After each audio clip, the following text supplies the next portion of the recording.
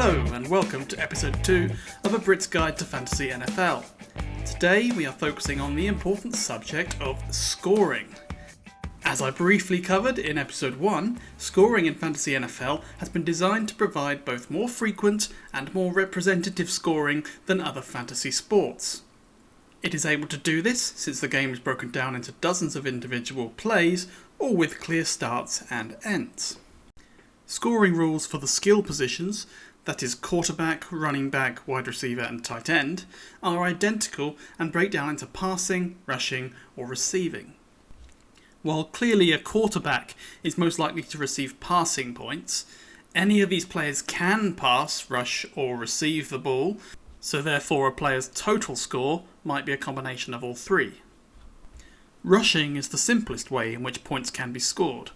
It counts the number of yards the ball is advanced on a play, measured from the line of scrimmage, that's where the ball starts the play in the hands of the centre, to the position marked by the referees at the end of the play, usually by either a tackle or a runner stepping out of bounds. 1 point is received for every 10 yards gained, measured to the nearest yard so that your score increases in increments of 0.1 as the ball is advanced downfield. A rushing touchdown is worth 6 points, just like the real NFL. It is important at this point to state that all yardage measured is in a line parallel to the sideline, never diagonally, so in this example, despite a long sideways run, the player advances the ball just 3 yards downfield and receives just 0.3 points. It is also possible to lose points too, in a couple of ways. Firstly, if your player is tackled with the ball behind the line of scrimmage, the same rules are assumed, but of course the runner receives negative points. If the rusher fumbles, that is to lose possession of the football before the end of the play, the rusher will be penalised with negative 2 points. This only counts if the ball is recovered by a defender, and any yardage gained prior to the fumble is still counted in your score.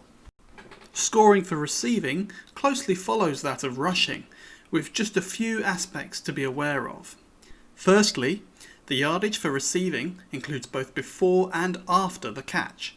So a 20-yard catch with an additional 20-yard run would be 40 yards receiving, 4 points.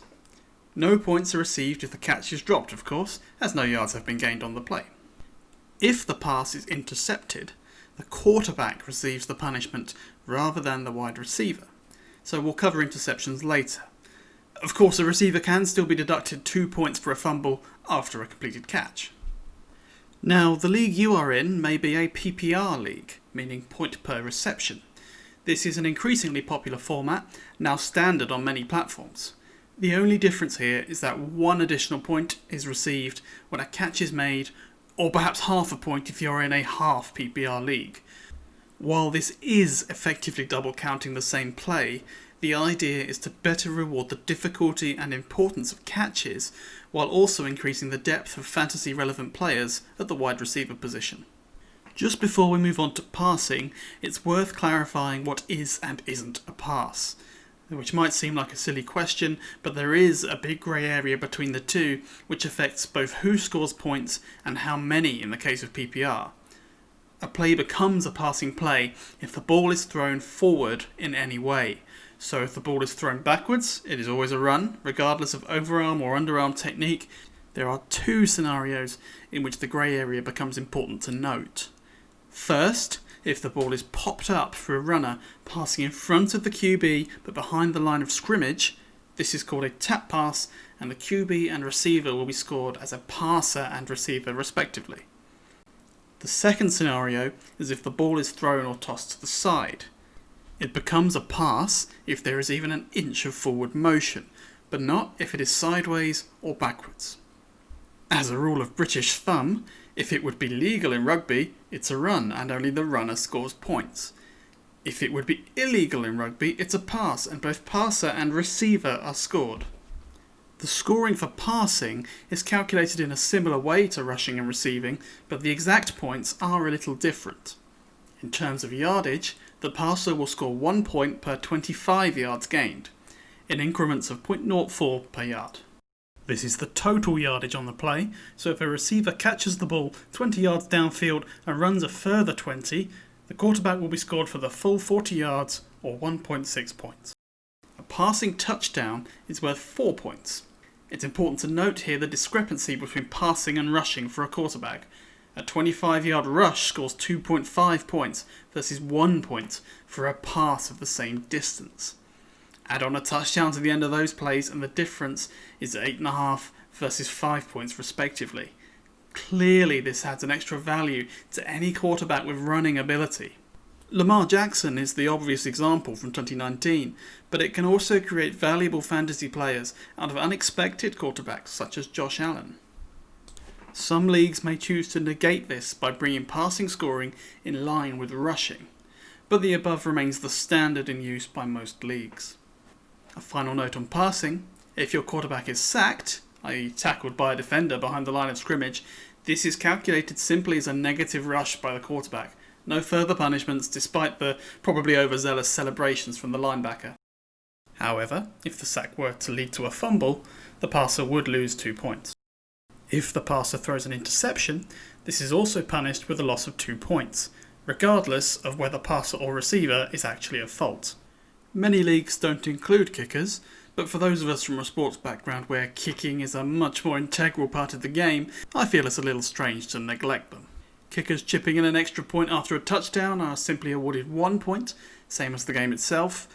Field goals have a small extra layer of complication since points vary by yardage. However, this is not simply the yardage from the line of scrimmage to the end zone as it might be for a pass. Instead, kickers like to inflate their importance by tacking on an extra 17 yards. 7 for the placeholder's distance from the line, and 10 since the posts are placed at the back of the end zone, not the front.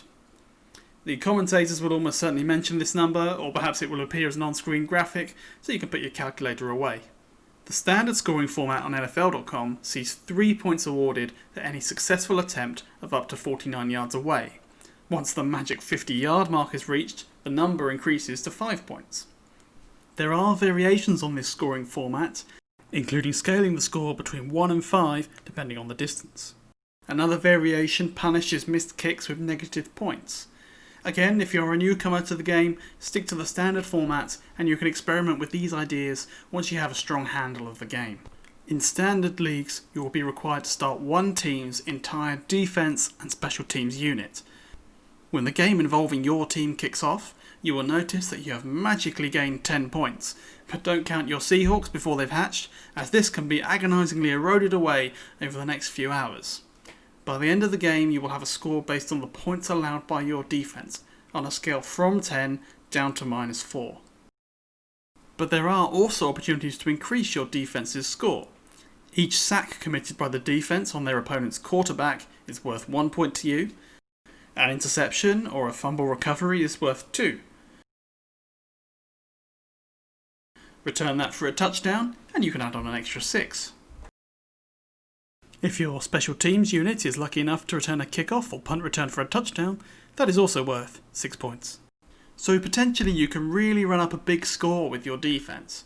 However, be careful not to invest too heavily at this position, as the opponent can be more important than the defense itself. So, that's scoring in Fantasy NFL in a nutshell. I may not have quite covered everything, but you should be armed with the knowledge now to watch a game and understand the fantasy connotations of each play as it unravels. Please be sure to like and subscribe, and I'll see you next week when we'll be talking about how to prepare for your first draft.